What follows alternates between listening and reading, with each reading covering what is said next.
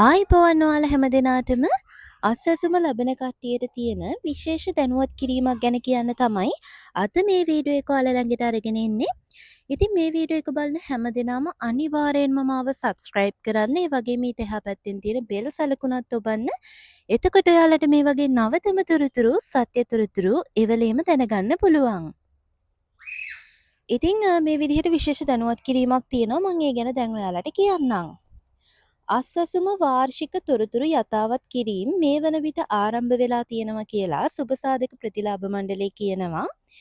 එම මණ්ඩලය පැවසුවේ 2023 කාලය තුල අස්වැසුම පළමු වරට ලියාපදිංචි වී දැනට ප්‍රතිලාභ ලබන සහ නොලබන පවුල් මෙම යථාවත් කිරීම සිදු කිරීම කළ යුතු බවයි. කෙසේ නමුත් 2024 වසරේ දුක් ගැනවිලි ලබා දුන් අයදුම්කරුවන්ට තොරතුරු යථාවත් කිරීම අනිවාර්ය නොවන බවත් මීට හේතුව වනුයේ තොරතුරු සමීක්ෂණය සඳහා එම අයදුම්කරුවන් දැනටමත් යොමු කර ඇති බවත් එම මණ්ඩලය සඳහන් කරනවා. එමෙන්ම නැවත තොරතුරු සහතික කිරීමේදී පවුලේ සමාජිකයින්ගේ ජාතික හැඳුනුම්පතේ සහ සක්‍රීය ජංගම දුරකථන අංකයක් තිබීම අත්‍යවශ්‍ය බවද එම මණ්ඩලය සඳහන් කළා.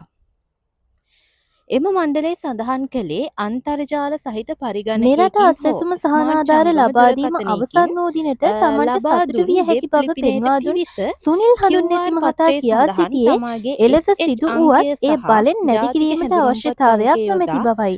රටක් හෝ පුද්ගලයෙක් ලෙස සාර්ථක වීමට නම් ප්‍රථමයෙන් මෙම සහනාධාර මත යැපෙන මානසිකත්වයෙන් මිදිය යුතු බව සුනිල් හඳුන්වති මහතා පවසනවා. එමෙන්ම අස්වැසුම ක්‍රියාත්මක කිරීමේදී මුදල් ප්‍රතිපාදන වෙන් කිරීමේ ක්‍රමය පිළිබඳවද අමාත්‍යවරයා එහිදී වැඩිදුරටත් ප්‍රශ්න කළා. ඉතින් මෙන්න මේ ආකාරයෙන් ප්‍රාදේශීය ලේකම් කාර්යාලයේ එතුමාගේ මතය ප්‍රකාශයට පත් කළා තියෙනවා. ඉතින් ඒ අනුව ඔයගොල්ලෝ මේ ගැන මොකද හිතන්නේ? මේ මහත්මයා කියන කතාව ඇත්තද? එහෙම නැත්නම් මේකේ ඔයගොල්ලෝ වැරද්දක් දකින්නවද? ඔයාලගේ අදහස පහලින් කමෙන්ට් කරන්න අමතක කරන්න එපා. ඉතින් ඔයගලන්ට ඉස්සරහට අස්වැසුම සම්බන්ධ වැදගත් තොරතුරු හැම දෙයක් ගැනම වීඩියෝස් අරගෙන එනවා. ඉතින් අනිවාර්යෙන් මේ වීඩියෝස් බලන්න තිකනම channel එකත් එක්ක එකතු වෙලා ඉන්න කියලා මතක් කරනවා. ඉතින් වීඩියෝ එක හොඳ නම් අනිවාර්යෙන්ම වීඩියෝ එකට like එකක් දාන්න. ඉස්සරහට මෙවැනි වීඩියෝස් බලන්න අනිවාර්යෙන්ම මාව subscribe කරලා තියාගන්න. එහෙනම් ඉතින් ආයෙ පාරක් අලුත් වීඩියෝ එකකින් සම්බන්ධ වෙනකන් ඔයාලා හැමදෙනාටම සුබ දවසක්. නැත්තම් ඒක අනිවාර්යෙන්ම ඔබ කළ යුතු දෙයක් කියලා සුබසාධක මණ්ඩලය විසින් කියනවා. ඉතින් ඒක ක්‍රම කිහිපයකට ඔයාට කරන්න පුළුවන්. පළවෙනි ක්‍රමේ තමයි මේ වෙබ් අඩවියට ගිහිල්ලා මම මේකේ ලින්ක් එක ඔයගලන්ට පළවෙනි කමෙන්ට් එකේ දාලා තියන්නම්. ඉතින් ලින්ක් එක ඔබලා ඔයගලන්ට පුළුවන් රජයේ වෙබ් ලිපිනයට ඇතුල් වෙන්න.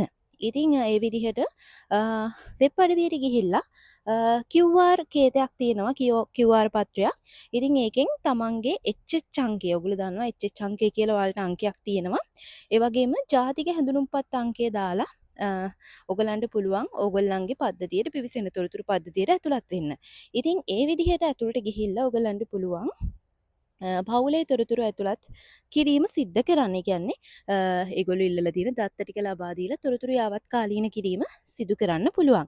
ඉතින් මේක ඔයාට කරන්න තේරෙන්නේ නැහැ වගේ නම් කරදරයි වගේ නම් ඔයගොල්ලන්ට ප්‍රාදේශීය ලේකම් කාර්යාලයේ සුබසාධක ප්‍රතිලාභ තොරතුරු ඒකකයට ගිහිල්ලා මේ විදිහට තොරතුරු ඇතුළත් කරලා විස්තර ටික යාවත් කාලීන කරගන්නත් පුළුවන්. ඉතින් මේ ක්‍රම දෙකටම ඔයගොල්ලන්ට පුළුවන් ඔයගොල්ලන්ගේ වැඩ කටයුතු සිද්ධ කරගන්න. ඉතින් අනිවාර්යෙන්ම මේක කරන්න ගන්න කියලා තියෙනවා. මොකද එහෙම නැති වුණොත් ඔයගොල්ලන්ගේ අස්වැසුම අහිමි කිරීම වෙන්න පුළුවන්. ඉතින් මං හිතනවා තොරතුරු ටික වැදගත් වෙන්නේ නැති කියලා. ඉතින් මේක ඔයගොල්ලන්ට තනියම කරගන්න විදිහ ගැන වීඩියෝ එකක් අවශ්‍ය නම් මට කියන්න. මම ඒ විදිහට ගෙදර ඉඳන්ම වෙබ් අඩවිය හරහා මේක කරගන්න හැටි පියවරෙන් පියවර ඔයගොල්ලන්ට තව කියලා දෙන වීඩියෝ එකකුත් අරගෙන එන්නම්. ඉතින් මං හිතනවා වීඩියෝ එක ඔයගොල්ලන්ට වැදගත් වෙන්නේ නැති කියලා. එහෙමනම් අනිවාර්යෙන්ම like එකක් දාන්න. ඒ වගේම ඉස්සරහටත් මේ වගේ වැදගත් දේවල් බලන්න අනිවාර්යෙන්ම මාව subscribe කරලා bell සලකුණ ඔබලා තියාගන්න. එහෙනම් ඉතින් ආයෙ පාරක් අලුත් වීඩියෝ එකකින් සම්බන්ධ වෙනකන් ඔයාලා හැමදෙනාටම සුබ දවසක් වේවා.